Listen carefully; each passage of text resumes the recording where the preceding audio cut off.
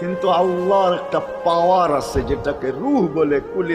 কুলির রূহ মিন আমরি রব্বি।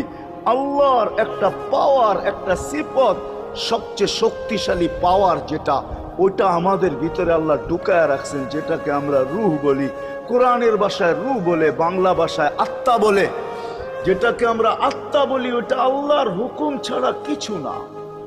আল্লাহ বলে ওটা মনে করে নাও আমি তোমার ভিতরে আছি, কেন এটা আমারই জিনিস। কুলির রূহ মিন আমরি রব্বি। আমাকে পৃথক করলে আর তুমি থাকবে না, তখন তোমার চক্ষু থাকবে আইন লা তানজুর, তোমার চক্ষু থাকবে দেখবে না। উদুন লা তাসমা, কান থাকবে শুনবে না। লিসান লা তান্ত্রিক, জবান থাকবে কিন্তু জিহ্বা থাকবে কিন্তু বলবে না। আকলুন লা তুমাইয়িজ, তোমার মগজ থাকবে ভালো মন্দ বুঝবে না। কলব লা তাতাফাক্কার, দিল থাকবে কিন্তু চিন্তা করার ক্ষমতা তোমার থাকবে না। ইয়াত লা তাফতিশ, হাত থাকবে ধরবে না। রিজল লা তামশি, পাও থাকবে চলবে না, তুমি হবে লাশ।